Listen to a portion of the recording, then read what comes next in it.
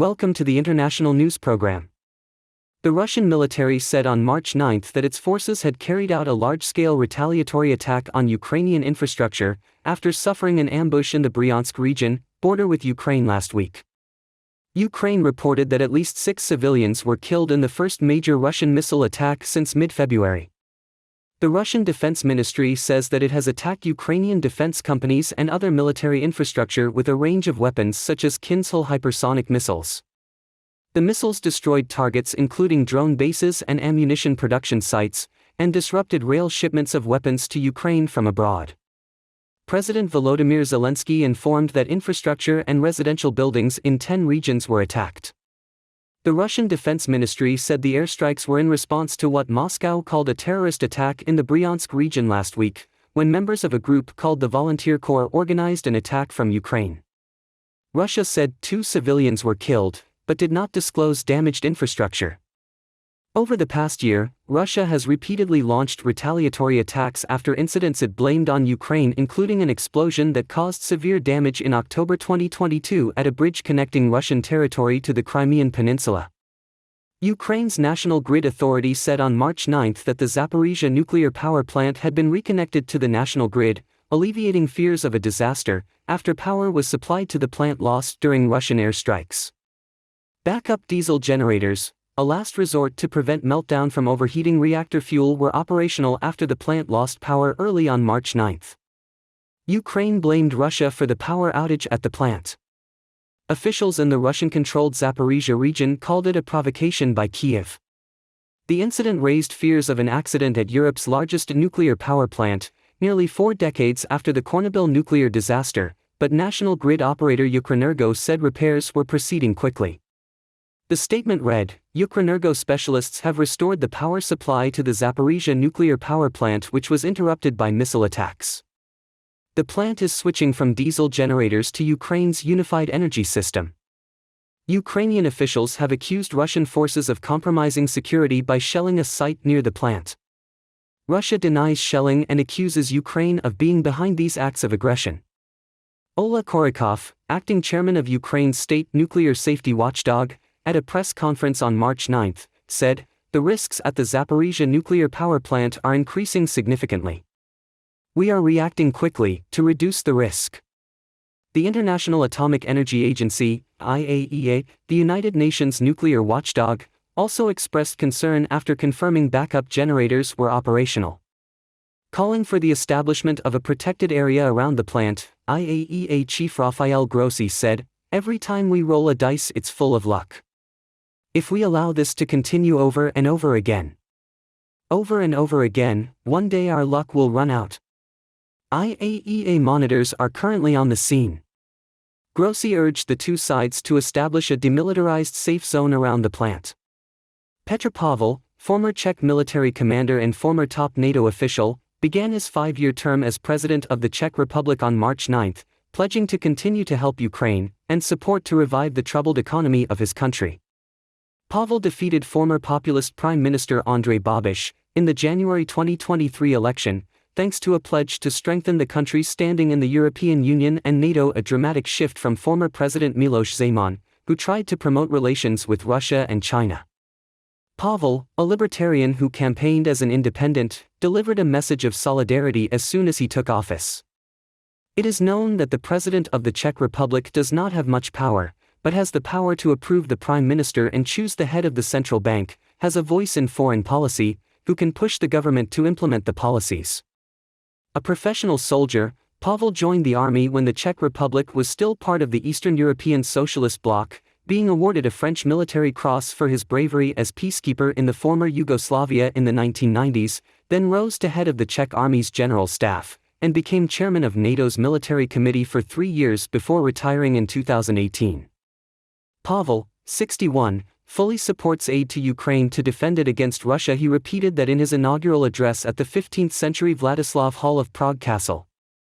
He said that Ukraine is an example that small countries can succeed, especially if they cooperate with other countries.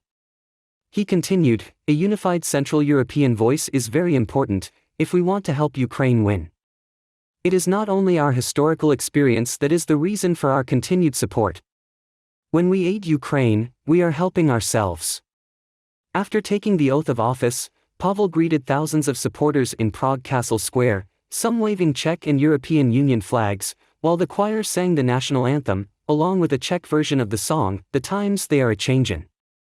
Pavel also said he would support policies to control inflation, which reached 17.5% in January 2023. One of Mr. Pavel's first tasks is to decide whether to veto a bill limiting pension increases from June 2023, which has already been passed by Parliament and is rejected by the opposition led by former Prime Minister Babiš, commented that it was a violation of the Constitution. The British Ministry of Defence Intelligence believes that, although Russia is fighting fiercely and arduously in Bakhmut, it may still risk launching a new attack on the city of Volodar in Donetsk. Writing on Twitter on March 8, British intelligence commented that the Russian military probably considers Volodar the key to penetrating Ukraine's lines in the Donbass region. According to Newsweek, Volodar witnessed terrible fighting in January and February when the Russian army attacked massively, trying to besiege the city. Moscow may have wanted to change the game by taking control of Volodar. However, Ukraine fought back fiercely and effectively. Kiev's army commander said that Russia was forced to withdraw after failed attacks, leaving dozens of armored vehicles behind. British intelligence said, Russian military planners are in a difficult position. They have a headache between launching a new attack on Volodar or putting all their strength to the north, in the area near Bakhmut and Kreminna. According to the American magazine Forbes, on the way to the Volodar battlefield in eastern Ukraine, the Russian tank convoy always had to go through a death trap. A lot of tanks were destroyed here. The Ukrainian army has planted mines densely at an intersection on the outskirts of the town of Mykolaiv, Donbass region. According to Forbes, Ukrainian forces ambushed around the minefield, patiently waiting for the enemy tank convoy to arrive. At that time, Ukraine will launch guided anti-tank missiles. Although there are dozens of Russian tanks and infantry fighting vehicles lying in the area, the Moscow side is clearly still trying to get ahead.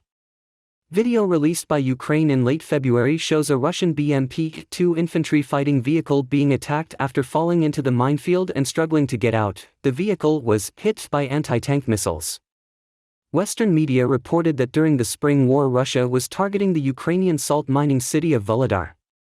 Battles broke out near the city, however the Russians did not advance as strongly in this direction as in Bakhmut. Ukraine has planted mines very skillfully, making it difficult for Russian tanks to dodge. In addition, the Kiev side also attacked with anti-tank missiles, or even HIMARS cannons. This system is mainly used to destroy fixed targets such as enemy bases, but can also be flexibly used to wipe out Russian tanks entangled in minefields. In addition to Soviet-era mines, Ukraine also uses anti-tank mines provided by the US. The Ukrainian military announced at the end of February that Russia had lost at least 130 tanks and armored vehicles in 3 weeks of trying to attack Volodar. This number cannot be verified. The Russian Defense Ministry was not immediately available for comment. According to the TASS news agency, Volodar has been the scene of intense fighting since the beginning of 2023. The city is located in the southwest of the Donetsk region. If this city is controlled, the Russian army can attack Ukraine in many directions, and at the same time cut off the enemy's supply lines to the Marinka area. According to TASS, Russian forces claim to have made significant progress in southern and eastern Volodar. Currently, the report on the fighting situation cannot be verified. Retired General Mark Hertling, the former commander of U.S. forces in Europe, said on March 7 that the Russian forces attacking Bakhmut were not coordinated with each other. That violates a key principle in combat. The U.S. general pointed out that the boss of the private military company Wagner Group has repeatedly criticized the Russian military for not providing enough ammunition and weapons for the mercenaries. Wagner's boss on March 7 said that Wagner fighters are doing everything to control Bakhmut but have not been provided with ammunition, military equipment, weapons, and vehicles. By the way, I also have information that, after almost a month, the Russian Defense Ministry have provided us with commando shovels, he added. In addition, he criticized Russian Defense Minister Sergei Shoigu for never visiting the front lines. U.S. General Hertling wrote on Twitter that, during the conflict in Ukraine, Russian forces violated each of the 9 principles in combat.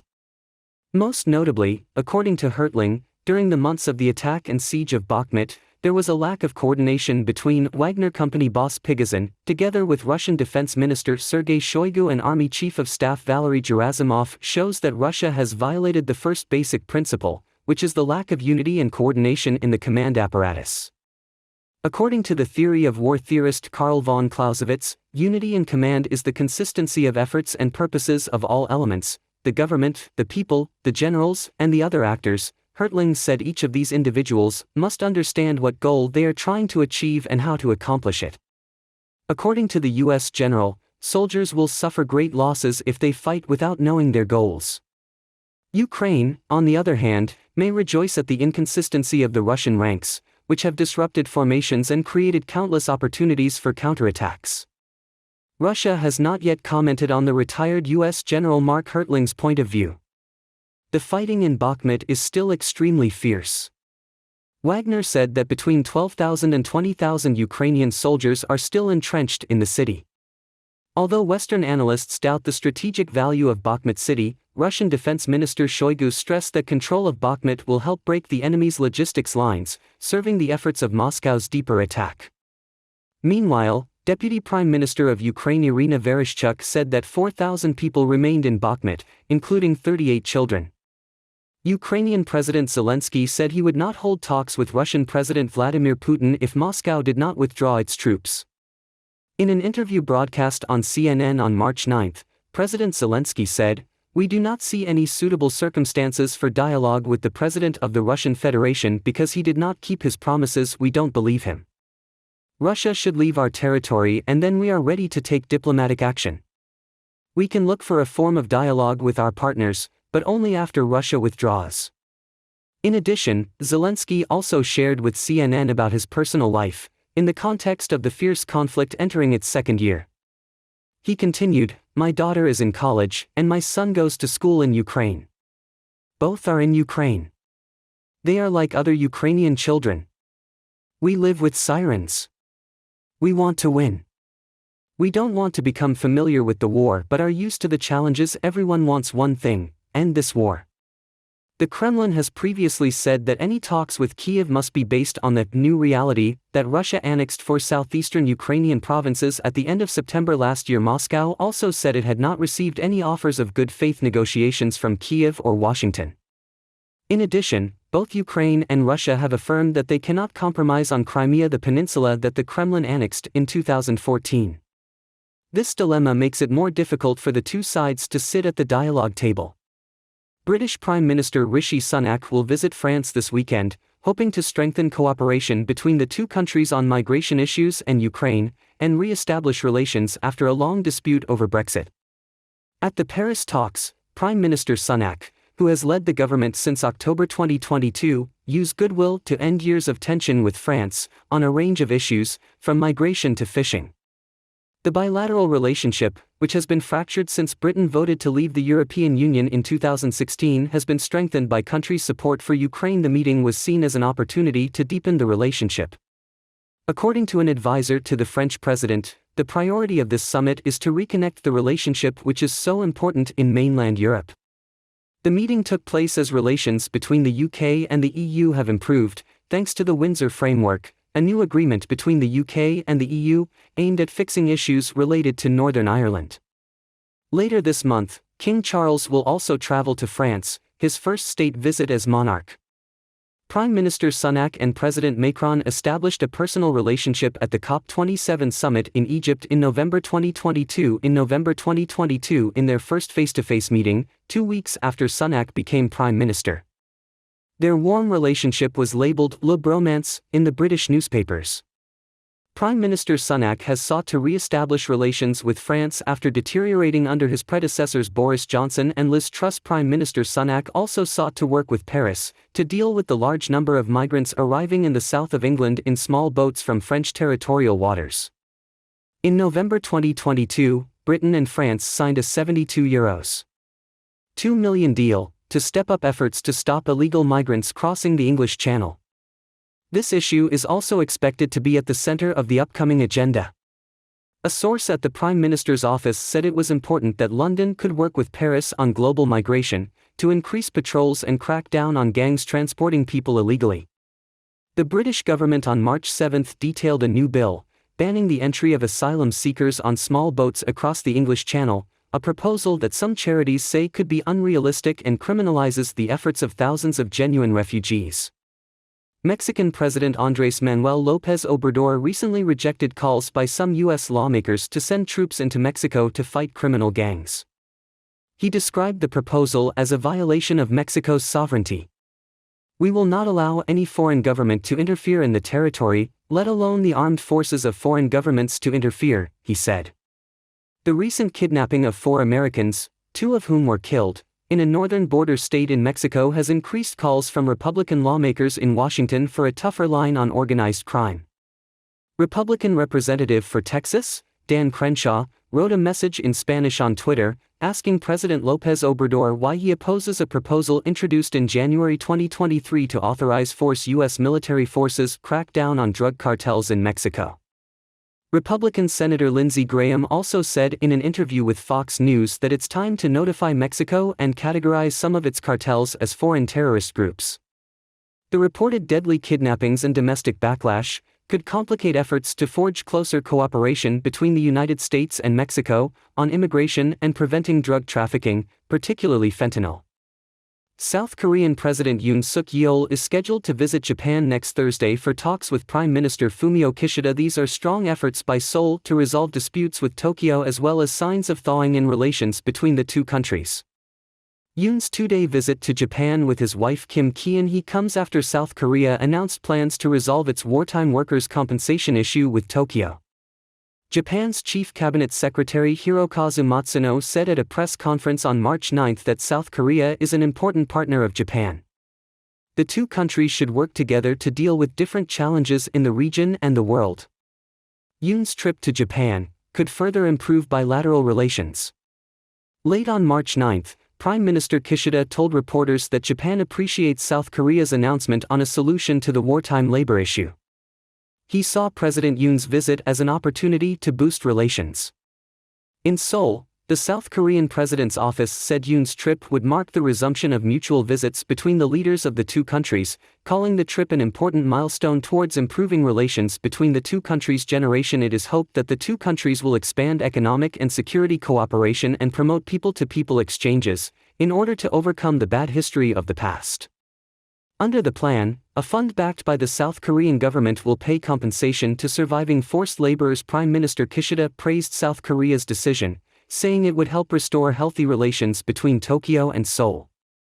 Bilateral ties have fallen to their lowest level in decades, after South Korea's top court in 2018 ordered 2 Japanese companies, Mitsubishi Heavy Industries and Nippon Steel, to pay compensation for the forced laborers.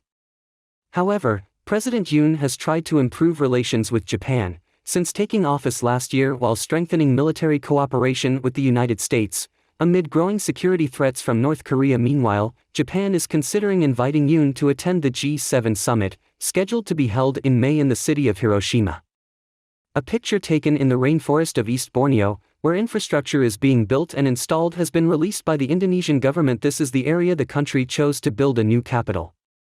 Officials promise a sustainable green city, putting the environment at the center of development, towards the goal of being carbon neutral by 2045. The project has been criticized by environmentalists and indigenous communities, who say the project degrades the environment, causing the forest area to shrink. The habitat of endangered animals, such as orangutans, is becoming more and more difficult. Indonesia started building a new capital in mid-2022, after President Joko Widodo announced that Jakarta, the current capital, is congested, polluted, prone to earthquakes and is rapidly sinking into the sea.